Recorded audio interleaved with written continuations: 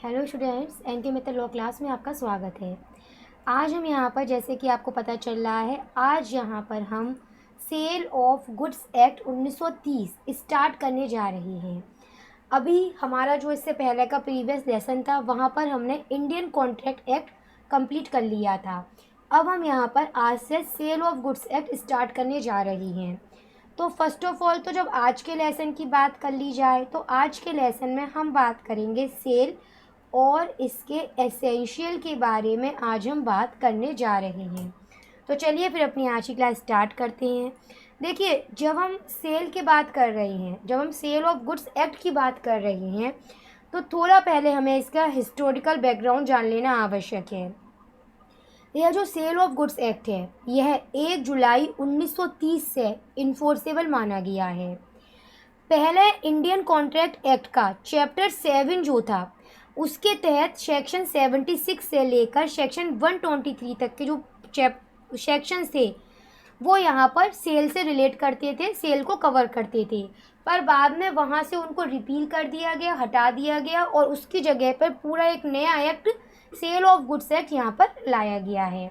हम यहाँ इस संबंध में सेल के रिगार्डिंग बात कर रहे हैं। हम क्या बात कर रहे हैं यहाँ पर? हम यहाँ पर इसमें सेल के बारे में बात कर रहे हैं, जिसको इस एक्ट के सेक्शन 4 सबसेक्शन 1 में क्या डिफाइन करा गया है वो जानते हैं। अ कॉन्ट्रैक्ट ऑफ सेल, देखिए क्या है, a contract of sale of goods is a contract whereby the seller transfer or agree to transfer the property in goods to buyer for a price। भाई बहुत सिंपल है, और इसके लिए मैंने आपके लिए एक चार्ट भी तैयार किया है। अब आप समझ लीजिए। भाई ए है, क्या कहते हैं, एक एग्जाम्पल क्रिएट करते हैं और इसको पूरी तरह से एप्लीकेबल करते हैं। देखिए, एक सेकंड दीजिए बस आप मुझे। यस, ए है, ए वो अपना स्कूटर बी को बेचने को एग्री होता है। अब यहाँ पर ए क्या है, हम कैसे कह सकते हैं कि ए और बी के बीच में कॉन्ट्रैक्ट ऑफ सेल हुआ है? तो सबसे पहली बात हमेशा याद रखिएगा, सेल, कॉन्ट्रैक्ट ऑफ सेल, परिभाषा क्या है? Contract of sale of goods is a contract. इसका मतलब ये कि जो भी एसेंशियल वैलिड कॉन्ट्रैक्ट के लिए चाहिए थे, वो सारे एसेंशियल सेल में भी एप्लीकेबल होंगे। मतलब ये कि जो पार्टीज़ हैं उनको कॉम्पिटेंट होना चाहिए, फ्री कंसेंट होनी चाहिए, लॉफुल कंसिडरेशन, लॉफुल ऑब्जेक्ट होना चाहिए, not declare to be void. ये सभी एसेंशियल यहाँ पर भी एप्लीकेबल माने जाएंगे। इसमें यहाँ पर दो पार्टीज़ हैं, ऑफकोर्सली दो पार्टीज़ कौन सी हैं? ए जो कि अपना स्कूटर बी को बेच रहा है, वो सेलर बन गया।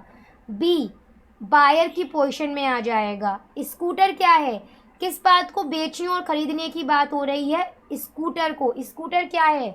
गुड्स। और गुड्स को डिफाइन कहाँ करा गया है? इस अधिनियम के तहत।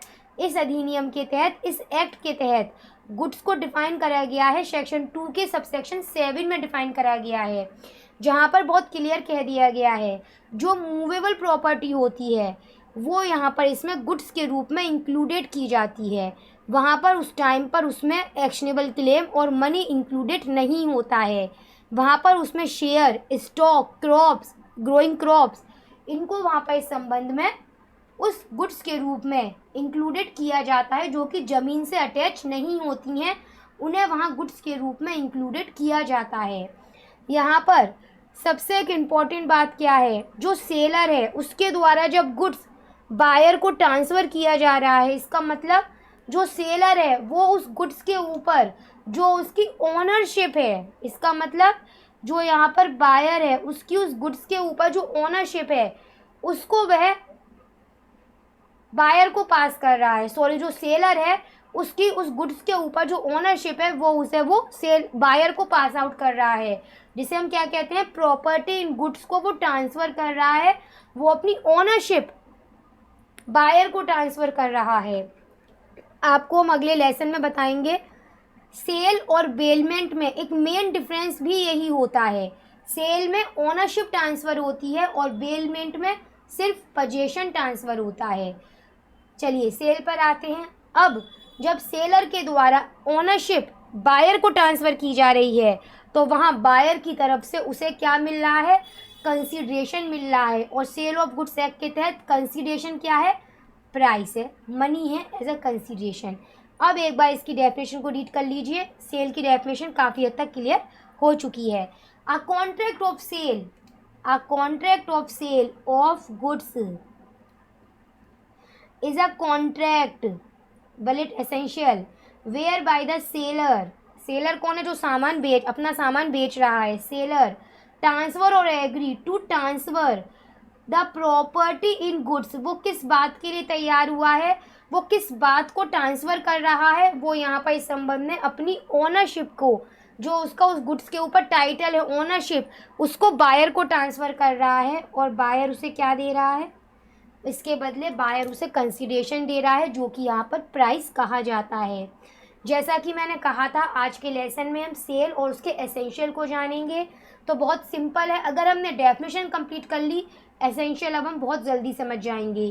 सेल में दो पार्टीज़ होती हैं, दो पार्टीज़ कौन सी होती हैं, सेल में बायर और सेलर पाया जाता है, सेल में बायर और सेलर होता है।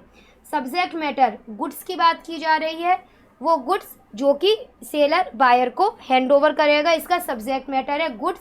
गुड्स कहाँ डिफाइन कराया गया है, इसमें सेक्शन 2 के सबसेक्शन 7 में डिफाइन कराया गया है इस संबंध में गुड्स के रूप में। कंसीडरेशन, यहाँ पर कंसीडरेशन क्या होगा, इसमें कंसीडरेशन इसमें प्राइस को माना जाएगा। और जितने भी एसेंशियल वैलिड कॉन्ट्रैक्ट के एप्लीकेबल होते हैं, वो सारे एसेंशियल यहाँ पर भी इसमें एप्लीकेबल माने जाएंगे। यहाँ पर इसमें अगर हम गुड्स की बात करें, सब्जेक्ट मैटर की बात करें, तो वो गुड्स भी कई तरह की हो सकती हैं। Specific goods, future goods, contingent goods. जो स्पेसिफिक गुड्स हैं वो असर्टेन गुड्स, अनअसर्टेन गुड्स, इस रूप में भी कैटेगराइज करे जा सकते हैं, जिसके बारे में हम अगली क्लास में बात करेंगे। फिलहाल मैं अपनी क्लास यहाँ पर आज कंप्लीट करती हूँ, जिसके अंतर्गत हमने यहाँ पर सेल और उसके एसेंशियल्स को जान लिया है।